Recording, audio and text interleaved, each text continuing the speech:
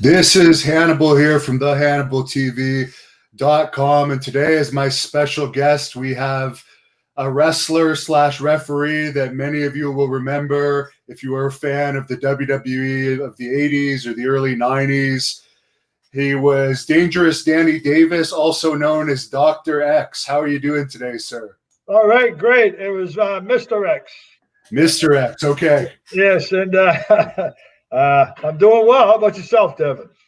I'm doing great. Good to be talking to you. Glad you made the time to speak with us. I know you've had a busy day so far, but to start this off, how did you get into wrestling?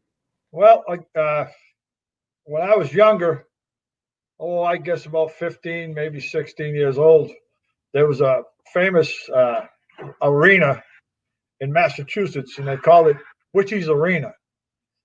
And every Friday night, no matter where, in them days it was WWWF 3, and they would go there Friday night and have an event. So I went with my sister, who kind of forced me to go. I really didn't have any interest in it, but I went, and those were the days with Baron Cicluna, Jay Strongbow, and the older. Who else was that? Well, older wrestlers, and I went a couple times, and I fell in love. Of course, I was hooked. Any wrestling fan knows once you go to a wrestling event, you will be hooked. So we went back a couple times, and there was a fellow there who was putting the ring up from New Hampshire, and I guess he needed help putting it up and taking it down. So we would help him put it up for, free admission to the event. And of course, after the event, most of the people that helped put it up would disappear and not help take it down. But I stuck around. So he took a liking to me and asked me if I would be interested in traveling around New England and helping put the ring up. And I said, sure. There wasn't very much money in it, but, again, it was a foot into the wrestling business. And at that time, we had territory was from Bangor, Maine, and went all the way down to Philly. And we didn't go any further south, or of course, you couldn't much further north.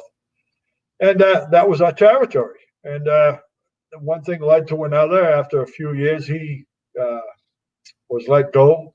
They gave me the responsibility of the ring, and then they made me a referee, and that's how I broke into the business. Did they kayfabe you much when you first got into it? Oh, yes. It was total kayfabe. I wasn't allowed in the dressing room. I wasn't allowed if I took the jackets back, which was an extra detail. You get maybe $5 or $10 to do that. You left them out. They put a chair outside the door in the middle of the both dressing rooms, so you drop the jackets there or whatever they were wearing there. But and when you were around, they were very quiet. They wouldn't talk. They'd say hi to you. I mean, they were sociable and stuff like that. But they would always ask you, "Hey, will you go get me a coffee?" Et cetera, et cetera. That's how they found out what kind of person you were. And if you hung around long enough, maybe somebody started to like you, and they start, easing up a little bit. Did any of the heels scare you back before you were smartened up? Oh, yeah. You were talking about King Kernis, and you were talking about, Baron Cicluna, and these guys were huge. They were big men. These were grown over 6 foot tall, 300 pounds. They were intimidating. They wouldn't try and scare you, but they were intimidating. They were big men that were athletes, and it was amazing how they moved around. How was the pay for being on the ring crew back then compared to a normal job? Well, if you had a family or weren't able to live on the road, you give you an example. We would eat at hospitals because hospital food back then was very inexpensive. You could go into a hospital. We would find ways to to cut corners, and it wasn't very lucrative. Let's put it that way. And that's why not many people wanted to do it, because again, it wasn't something you can make a living at. And that's why I went to the authority, the people above, and said, look, I need, if you want me to do this, I can't do this for this amount of money. And that's when I got the ring for myself, and I had my own crew and stuff like that. And of course, you could make a living.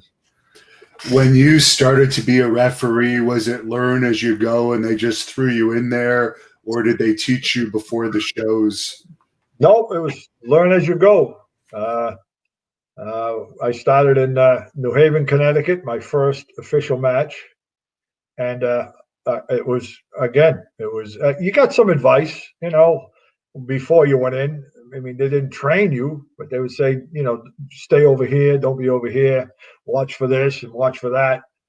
So that was the amount of training you had. You never went to a school or anything like that for it. What were the crowds like in those early days when you started working for the company?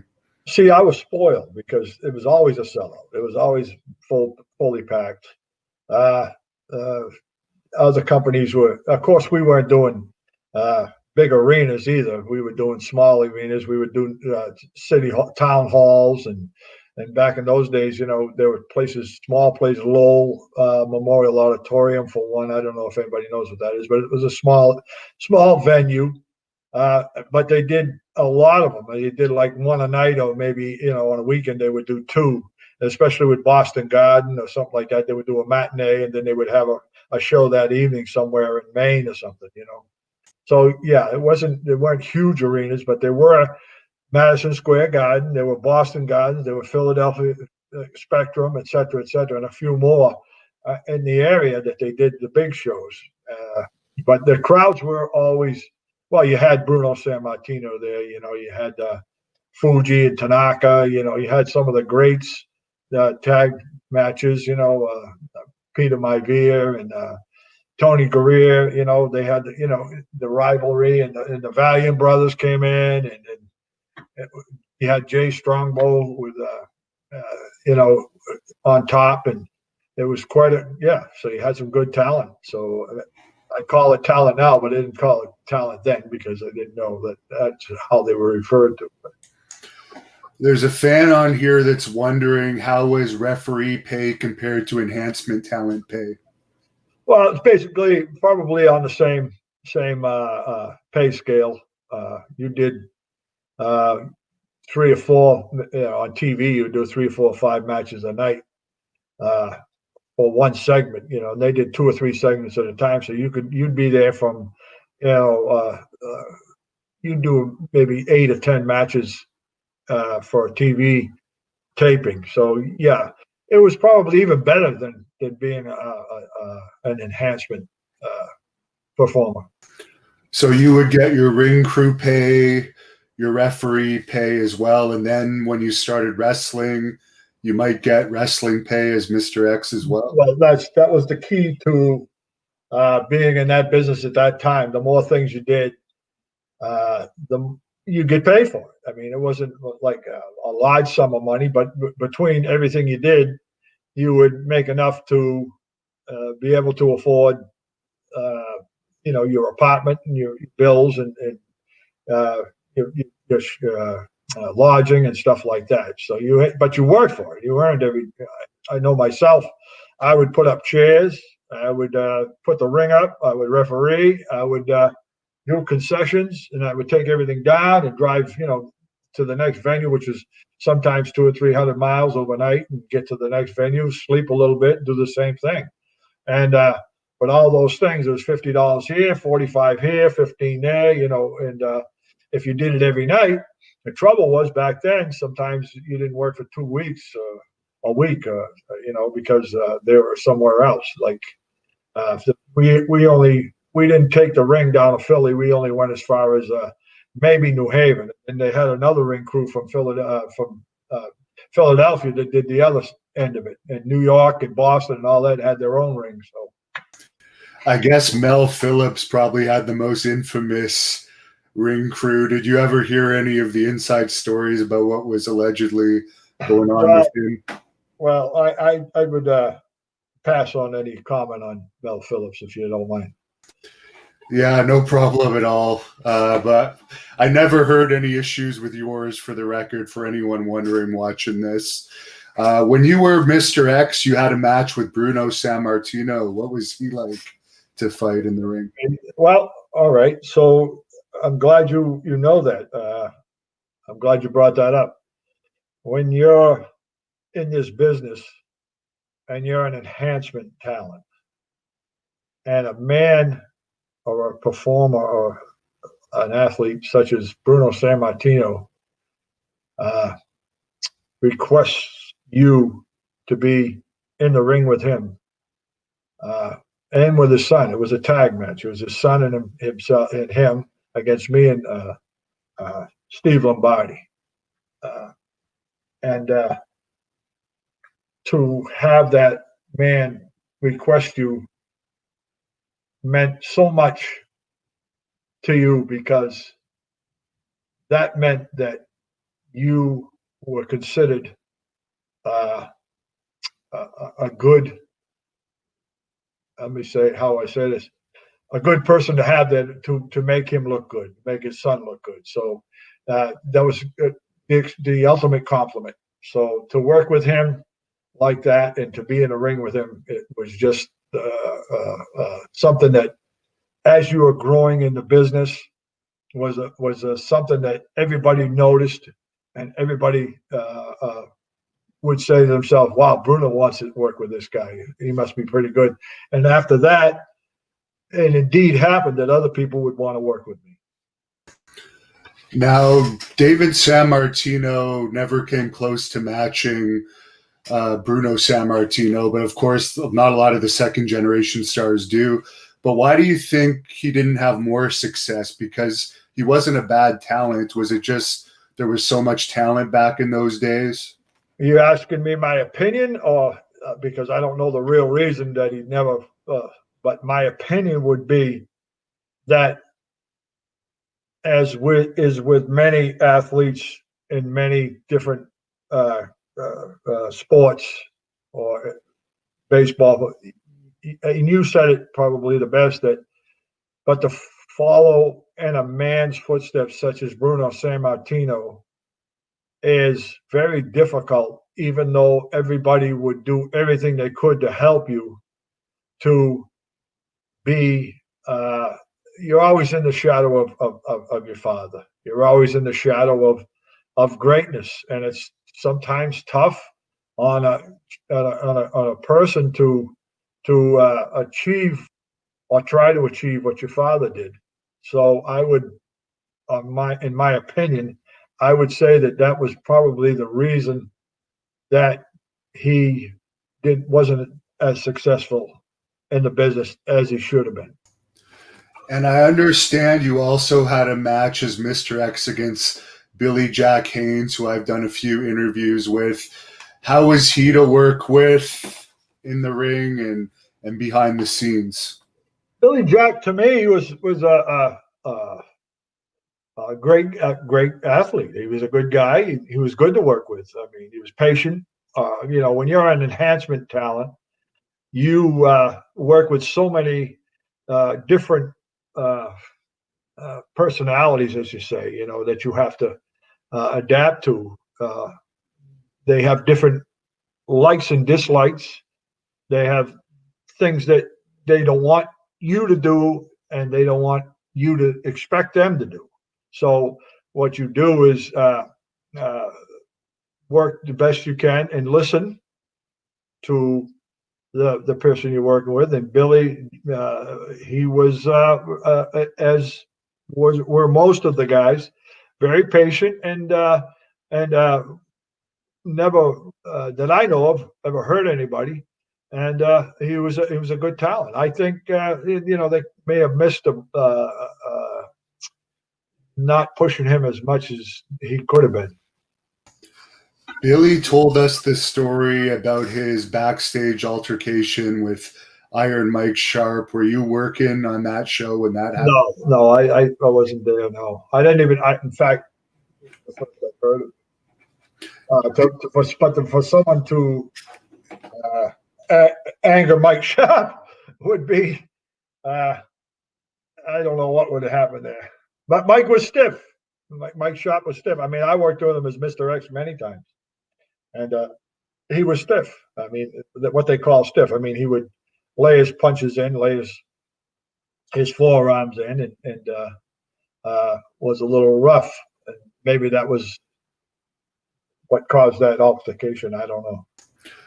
Apparently it was. Apparently he was being a little too rough with Billy Jack, and he asked him to lay off, and he didn't lay off, and they took it to the back. Did you witness any of the backstage fights from those days? There was Danny Spivey against Adonis, the Rougeau's thing with the Bulldogs. Well, I was there for both, what you said. Not there, but I was working that night or that TV with the Bulldogs and the Rougeaus, but I wasn't there. I didn't witness anything. I was probably either wrestling or getting ready to or in the dressing room. But I guess it happened in the cafeteria or whatever where they were serving the food with the Bulldogs and the Rougeaus, and I was, and the Adonis thing again. It was in Poughkeepsie. I was there in Poughkeepsie as Mr. X at that time, and again, I heard about it, but it was after the fact. I was just curious, since you were a referee and also helping with the ring, if the office would have kind of expected you to jump in and help separate in cases like that. No, I've never heard of or experienced myself anything like that, because these guys were. Billy Jack Haynes is a huge man, and Mike Sharp was a huge man in his own right, but he just wasn't as caught up as but he was. No, you don't get in between two trains, and try. I wouldn't think that they would expect anyone to interfere. It usually worked itself out, from what I understand. There's a fan on here wondering if there was any wrestler's finishing move you didn't want to take. No. Because you obviously knew what you were doing and how to take all the moves, and there was none that you considered too dangerous. Well, that's not it either. No, that's not what I said. I said I would take them. I would trust that when I agreed to take the finishing move, that I would also expect that I'd be taken care of. If you hurt me, I'm out of business, and more than likely you wouldn't be looked upon favorably, because the enhancement end of the wrestling business at that time was very important. And to hurt someone who's trying to help not only you, but the business to generate heat and money would be frowned upon. How did they approach you with the idea of the famous heel ref angle that really put you on the map and made you one of the memorable characters from the 80s WWF? They never said anything to me, Devin. They one day they said that I was, and of course it built up with the referee thing, but again, that wasn't planned either. I always answer that question like this: that I was just getting into being a referee, and I was kind of calling the matches right down the line. If I reprimanded a heel for gouging eyes and the babyface did, I would reprimand him too. And a lot of referees didn't do that, because the referees always like to be liked by the fans, so they were afraid to do that. And I did that automatically without anybody telling me. And then someone must have caught on and said, "Look, we like that what he's doing." No one ever came to me and said that in that context, but they did come to me and say, "We want you to do it. Keep doing what you're doing." And then they would suggest that I go a step further and DQ the babyface. And one day we did the match with the Bulldogs in Florida, and when it was done, they said, "You are now no longer a referee. We're going to put you in as a wrestler if you're interested in that, to see how it goes." And I took advantage of the opportunity after being there for so many years, and the rest is history. And I'm very proud to say that I was able to do what was expected of me over and above, and it took off. And I was fortunate enough to be, as they say in the wrestling world, in the right place at the right time. Now, we're based in Canada. We have a lot of Bret Hart fans watching. What was it like working with him and Jim Neidhart? They took me under their wing. They helped me as much as they could. They were a big part of why Dangerous Danny Davis worked out, because they were willing to. They didn't have to, but they were willing to. Again, Jimmy Hart and Bret and Jim Neidhart all took me under their wing and kind of walked me through some of the rough spots. And Bret Hart speaks for himself. I mean, he's a hell of an athlete. He comes from a wrestling background that is second to none. The way he worked, I mean, again, his career speaks for himself. He was a great athlete. His brother Owen was, in my opinion, as good as or even better. So, and Jim Neidhart, you couldn't meet a better person. And he always told me that no matter what happens in my life, what we have done in this wrestling business is history, and no one can ever take that away from us. And he was right. And as far as the British Bulldogs, they were known for their ribs and sometimes roughing up the less experienced wrestlers. Did they treat you pretty good? Yes. There was a match with myself, and it was a tag match, obviously. And Tom, the Dynamite Kid, his name was Tom, asked me if I would stand in the corner on the top rope and let him suplex me off the top rope. And I said yes.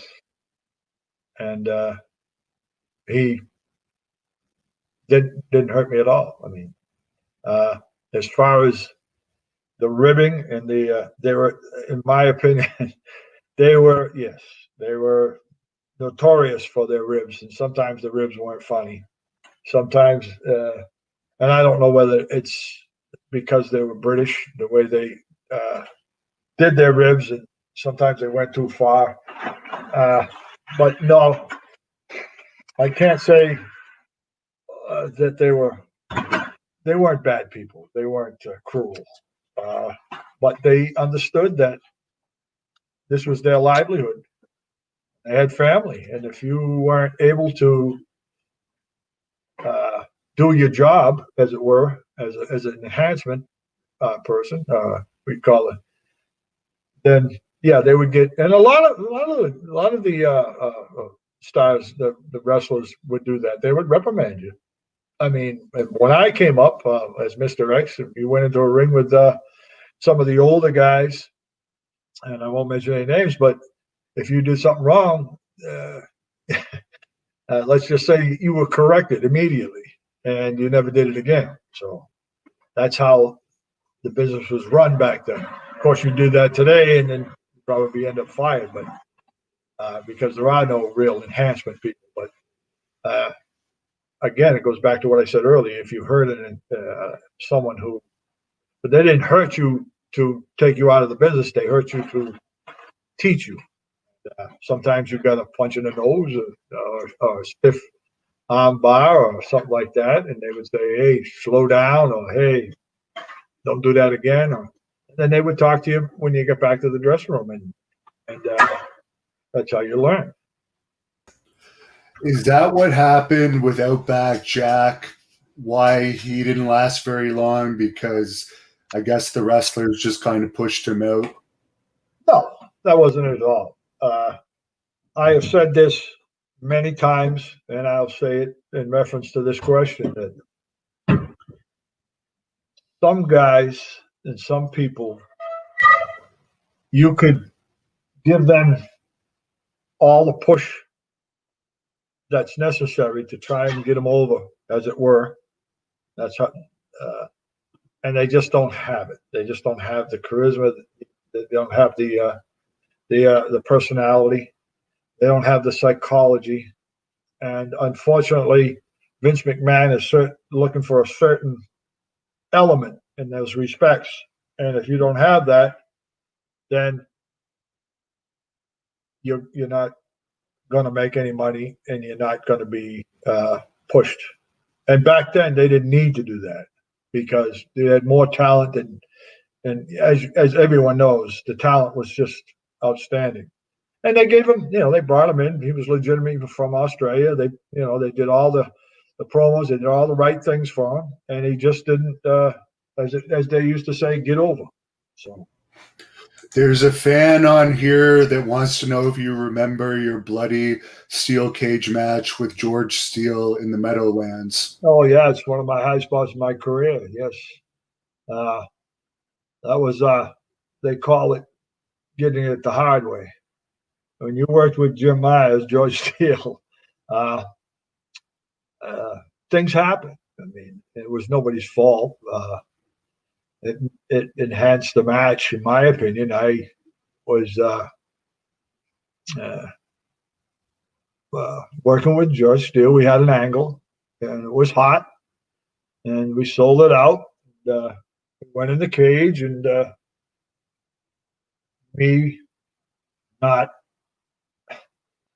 I just took a bad bump into the cage, and so he immediately knew what to do.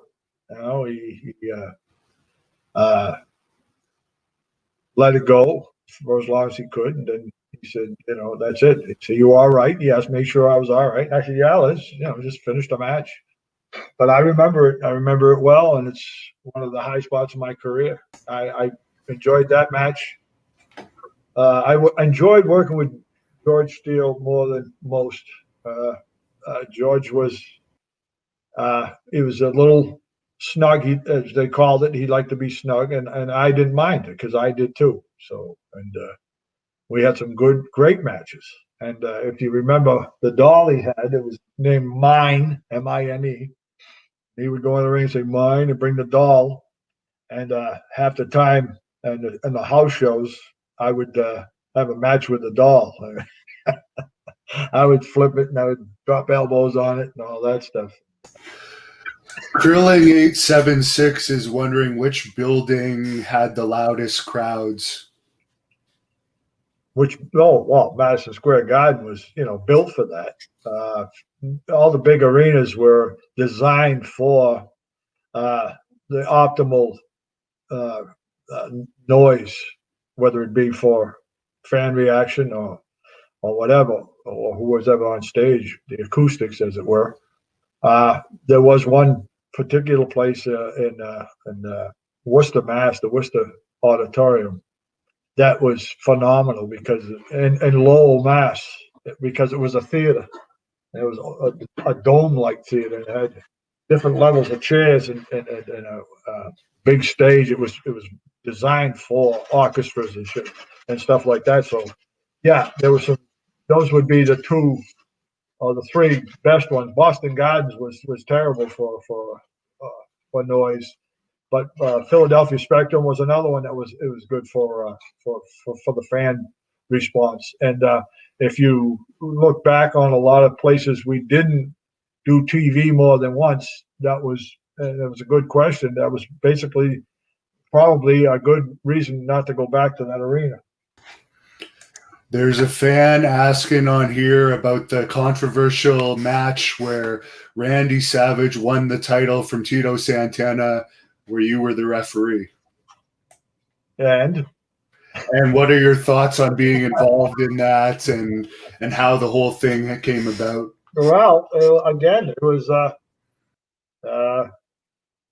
back then. You did what you were told, and the way it went down is it helped me. I didn't know I was being helped at the time, as I said earlier, that it wasn't something that was in the works to do, but they put me in it specifically for that to happen, because I know it was controversial, and anything controversial, they usually put me in that spot. So I think that again, it was a great night, and I'm sure that they had a rematch and drew big money, and that's how it went back then. I know you also wrestled Macho Man at the 1987 King of the Ring. What was he like to work with, and how was he backstage? Because we have mixed stories about how he was backstage. Well, back then, well, let's go to the Survivor Series first. I was Mr. X at the time, and no one knew who I was, so I was able to be put in a position where I could go out, 2 or 3 times and finally be the man that Randy Savage beat for the thing. But again, because of the quality of my work, my dedication to the business, and when I stepped into the ring, I always say this to a lot of people, that when you are an enhancement talent and you're trying to work for a goal and achieve a goal to become something or live a dream, and you're told that you're going to work with some of the great wrestlers of all time, Randy Savage being one of them, you go in the ring with him and find that out of respect for you, he made you look good, as well as him making himself look good and counting on you to do the same for him. It's a really great feeling deep down inside, knowing that here you are with one of the greats, working with him, and he's working with you. So if that answers your question, then to that, in that respect, the thing about him outside the ring, he was strictly business. A lot of guys, I never really saw Randy's fooling around or joking around. When he came into an arena, he was business, all business. And obviously it paid off for him, because they made him champion, and he had to follow Hogan and Bret, and it was a hell of a spot to be in, be able to draw. So I think the reason for that happening was his work ethic, and he was a professional, and we had many conversations, him and I, about business, and he helped me too in some respects. Let me know that I was doing well, and people respected me, and they respect the fact that I respect them back by doing the best I could. Your most famous match is, of course, the WrestleMania 3 match where you pinned the Bulldogs for the win. Do you have any specific memories of going out there at the Silverdome? Yes. It goes back to again, we did the thing with the Bulldogs, and I don't know, it was very shortly after that they said, you're in WrestleMania 3, you'll be with the Hart Foundation in a 6-man tag, and holy crap, I mean, here I am not too long ago, an enhancement talent, and all of a sudden I'm thrown into this this event, and then it turns out to be one of the biggest events in wrestling history. And then it turns out that you're going to get the win at this event. Now, you think back maybe a year or less that you were Mr. X, and here you are at one of the biggest, if not the biggest event in wrestling history. And I'm always asked how I felt about that. And unless you've achieved a life's dream or goal or succeeded in something that you really wanted and worked really, really hard for, which is what we were doing, it's hard for me to explain just how wonderful that feeling is. I mean, there's a very few words that can cover that feeling, other than unless you've done it to know what I'm talking about. So that's the way I answer that. And Crypto Spasm wants to know what your favorite memory of Roddy Piper was, either wrestling or personal. I know you did Piper's Pit. That was, well, that was exciting in itself. But I think the best one was the coconut with the coconut incident at one of the TVs. If everyone remembers that, I thought that was pretty exciting. I mean, Piper's Pit was great. When he was a heel, he was great. When he was a babyface, he was great. But I think, actually, again, being in the ring with him and doing that Piper's Pit, and I think it was Philadelphia, and at the end he gave me a punch and I took the bump and stuff like that. He said, one thing I want to do before I leave Philadelphia, and it was great. It was one of my heroes. And there's a few people on here asking about Andre the Giant. Do you have any stories about him? Stories about Andre. Well, just what has been publicly put out there is, he was a big man, obviously a giant of a man, and he had heart of a. He was the kindest, the most gentle person I ever knew in my life. In reality, he was generous. He was funny. Stories of Andre have always been to the negative. Well, not because of his size. But he was so generous. I mean, if you were with him, he would never let you buy anything, dinner or anything else. If you were with him, he would be insulted if you didn't take his charity. He would buy you lunch. He would talk to you one-on-one, as a person. He would never look down on anybody. The only stories I could tell is that, his size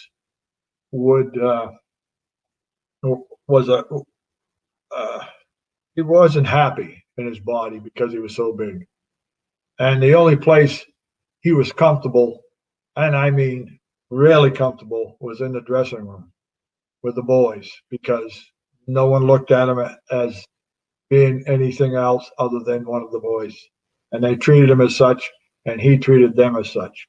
And that's the story I like to tell about Andre. You also worked with Mr. T back when WWE had him involved in some storylines. What was he like?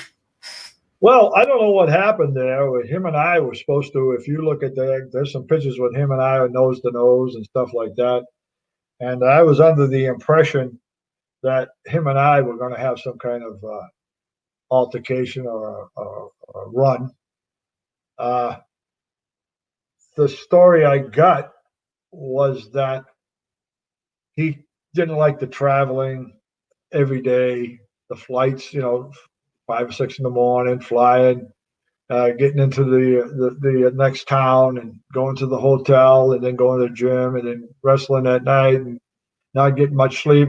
So that's the story I heard, that They were going to do some things with him, but he just didn't need to or have the need to live the wrestling life the way we were doing it. It was just not in his DNA, as it were, to do that stuff. So I assume that was whether that was true or not. I don't know, but that's the story that was put out there. Were you working that show in LA the night that him and David Schultz allegedly had a run-in? No, I wasn't there.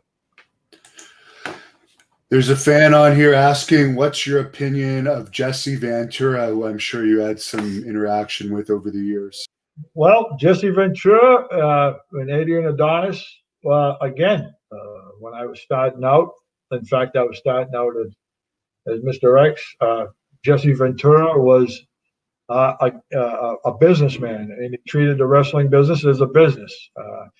He was come in, he would do his job, he would be cordial. He was a very intelligent. He was a Navy SEAL. He was big. He was powerful, and I don't mean that strength-wise. I meant in the way he carried himself and made himself clear, and he got along with everybody and worked. His work ethic was great. Everybody loved working with him, and it was. And him and I were very good friends. Very good friends. And I enjoyed being around him. You were involved in that infamous cage match with Hulk Hogan and Paul Orndorff. Any memories you can share about that? That was one of the biggest Saturday night main events I can remember. Well, 11 million people I was watched that match. What I remember about it was that it worked out exactly how it was supposed to be. Now, there was a lot of people who thought that this isn't going to work. And that's why they put me out there, because if something should happen or something went wrong where either one of them wasn't ready to jump or jumped too soon or blah, blah, blah, blah, blah, it was going to be too obvious that one hit the ground before the other, then, the whole thing would be, I'm sure they would have found a way around it, but as it worked out, that's why I was there, because if that happened, then I would just do my thing and say, no, and make it work. You understand what I'm saying? And then it would be more controversy, and of course, the angle would be carried out, but that's why I was there. But to have something like that worked, it worked out. It was just, they both dropped almost simultaneously, and it worked out fine. So I guess I really didn't need to be there, but it didn't hurt to have me there as a backup. As far as Hulk Hogan backstage, I know he was a really busy guy. Did he treat you pretty well overall? Oh, yes. Oh, yeah. Yes, sir. Yeah, you could. He came in, he made sure he said hi to everybody and talked with everybody, never looked down on anybody. He was carrying the ball. He was rowing the boat. Who could knock him? And if you were working with him, everybody wanted to be on his card. They were doing 2 or 3 cards a night in different towns, in different parts of the country, in different parts of the world. And but everybody wanted to be on Hogan's card. When you got your sheet at the beginning of the month telling you where you're going to be and what town and when, where in the town and stuff like that. If you weren't on Hogan's card, everybody had long faces, because Hogan was going to draw, sell out wherever he went. And of course, if the houses were sold out, the bigger arenas were sold out, you're going to make more money, because there's more money to pay you for. If you weren't on Hogan's card, then you knew you were going to have a mediocre week, good week, but nothing like being on Hogan's card.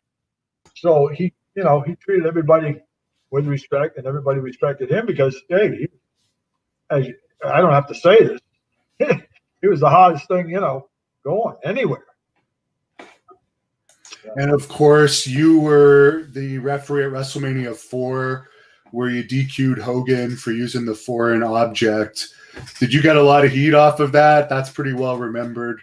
Yeah. Oh, yeah. But it was what I was supposed to do. I mean, and again, they were probably building this up to for me or whatever they were doing. I never asked, but that's what I was supposed to do. I mean, heat. I had more heat on me than most guys, and had that were working hard. I mean,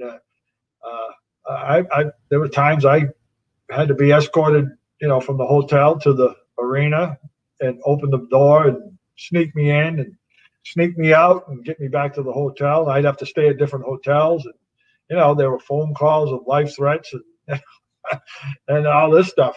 I had a lot of heat, so I really didn't need any more, but I didn't care about that. I just was happy that, again, as I said at the beginning of this, being a part of history that will never be forgotten.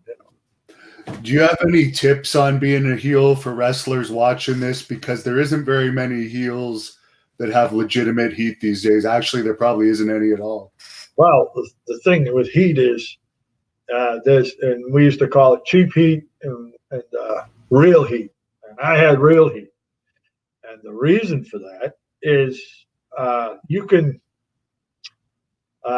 if you don't have a television audience, the commentators, of course, today in my day, you had Gina Morella, you had Jesse Ventura, you had Bobby Heenan, some of the greats that could get you over if you couldn't get over. In other words, the match was shit. They would, by the time they were through talking and arguing about it, people would think that it was a great match. And that was their job. Today, there are many guys, like you said, who try to be a heel and do give the finger to the audience and use foul language. And that's not the type of heat you need, not how to get heat. And no one's willing, in my opinion, to do a job for somebody to such an extent that they could really get heat. And without TV, you're wasting your time.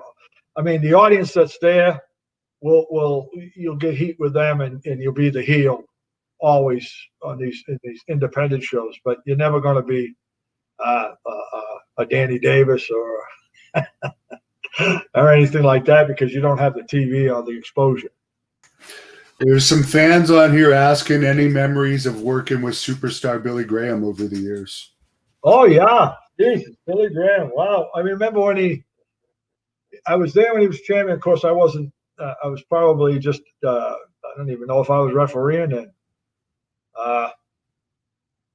But, God, he was a huge, he was big. He was,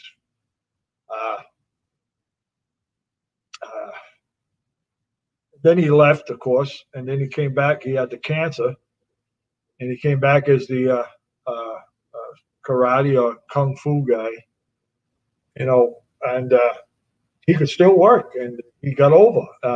When he was first there, when he was champion, as you know, he was with the Grand Wizard, Ernie Roth, who was died too early in his life. He was only in his 50s. But he was a great manager in that in them days, you couldn't talk or you weren't good on the mic, and you had this great physique and could work. They put you with a manager, and the manager would use his voice to get you over. And superstar Billy Graham was again one of the greats of the time, and he was thought a lot of. Obviously, they put the strap on him, they made him champion, and he made a lot of money. But I don't know what happened between the time he was champion and the time he came back. But of course, he got sick, and that could have been attributed to the fact that he left. I don't know. I think he was very depressed too because he felt he was at his peak when they went with the title on Backlund, which was a decision they had already decided on before they put the title on Graham. And I still don't think he ever got over that to this day. Well, there's speculation. You know, we can all speculate as to what they were thinking or what they were doing. But I think that, and I was around then when they made Bob Backlund a champion. If you look at where they ran their events, they would run high schools, and they would run in Connecticut. They would run small venues in Connecticut. And Bob would sell them all out, because they were high schools. So if you had 2,000 people in an auditorium every night for 7 nights, okay, you say you had 2,000 people in there, at $25 a ticket, you're making a lot of money. That's almost $1 million a week. When he went into the big arenas, he would do well. He would sell them out, but it was done with such marketing skills that it was kept WWF afloat. And that was Vince Sr.'s idea. And it worked. And Bob Backlund was, a hell of an athlete, as you know. I mean, his background is phenomenal in wrestling. And I didn't know this until later on that, he did well wherever he went. So as far as Billy Graham, I don't know what was in his mind or what was in Vince's mind. I just thought that, in my humble opinion, that the reason they did that is to create revenue real quick in a small venue. It seemed to work. There's a bunch of fans on here that want to know your opinion of Don Morocco. Oh, hello. What a nice guy. The beach bum. When I first met Don Morocco, again, I think we were talking about this earlier, that, there are people who can have the physique, they can have the know-how, the psychology and stuff like that, and not make it.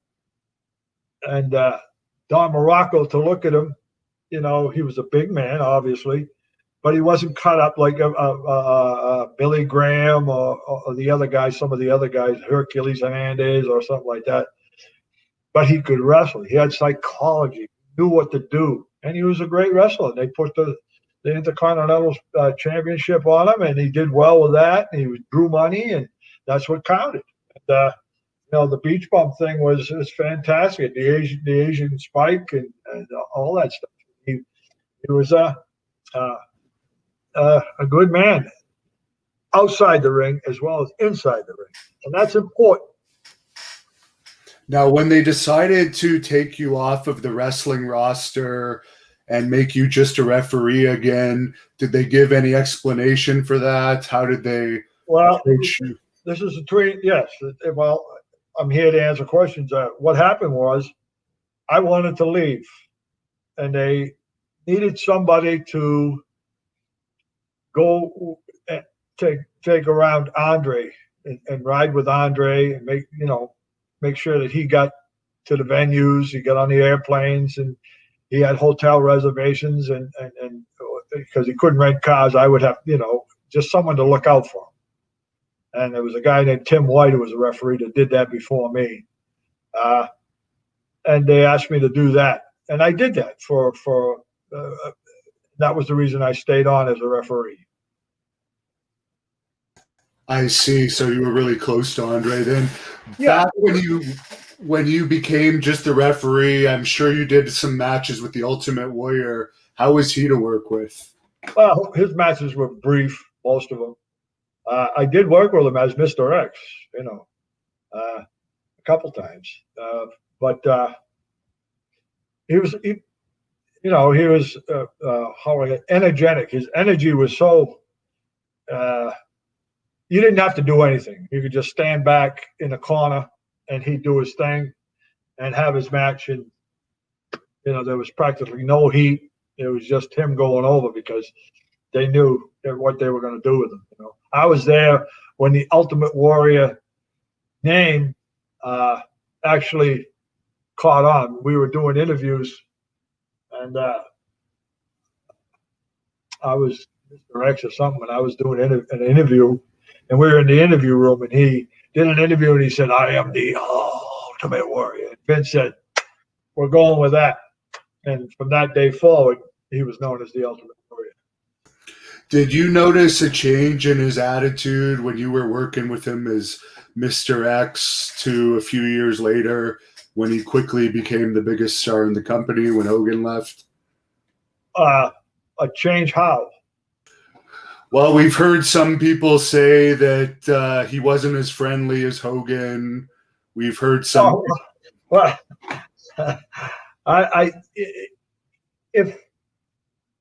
now you got to understand, Hogan left, and they put this guy in the position to take Hogan's kind of place.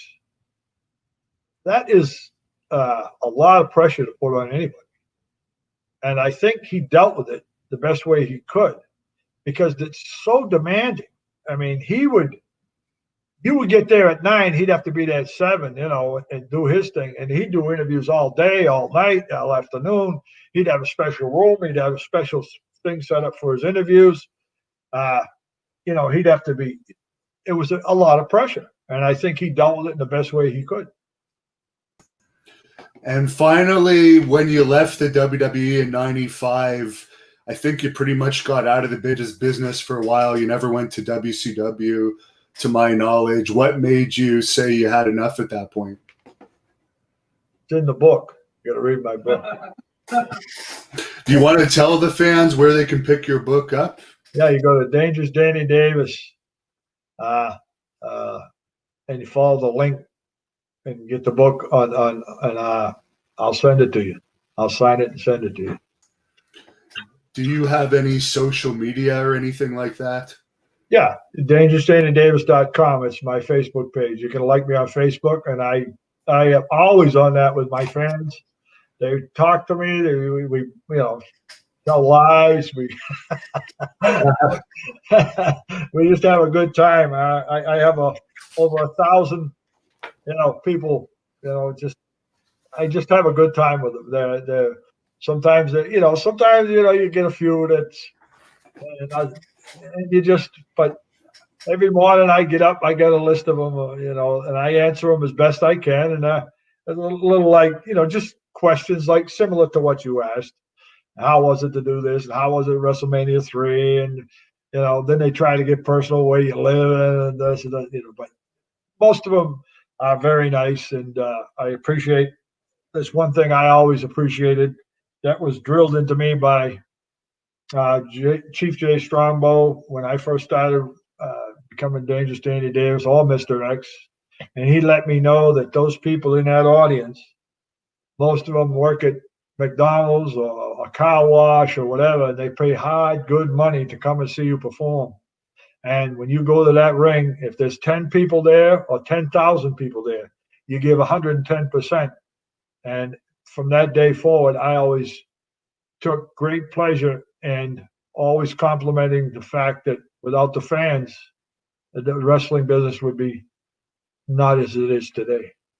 So to my fans and all the fans out there, thank you very much for all your life. For all the years that you supported me. And the last question I'll slip in here before we close off, I've had it a few times pop up, is your memories of working with the JYD. Junkyard Dog. Oh, yes, man. He was a card. He had I've never seen anything quite like that, with a dog chain around his neck and a junkyard dog. But he was again. I worked with so many great athletes and great people, and he was funny. He would joke with you without the ribbing, and he was an all around. Everybody would enjoy being around him, and I had opportunities to travel with him and to be with him, and I thought he was a great guy, and I miss him a lot. Well, thank you very much for joining us. Great stories. Everyone, I suggest go to DannyDavis.com, pick up his book. Is there anything you want to leave the fans with to close this off? Yeah, DangerousDannyDavis.com. You can like me on my Facebook page. And to get the book, you go to Dangerous Danny Davis. And you follow the link and get the book. And again, to all you fans out there, I know it's been a long time, many years, and I appreciate your support. And, take care of each other. And on this day, 9/11, remember all those people that sacrificed for us. And once again, I just want to thank you all for being fans and supporting me.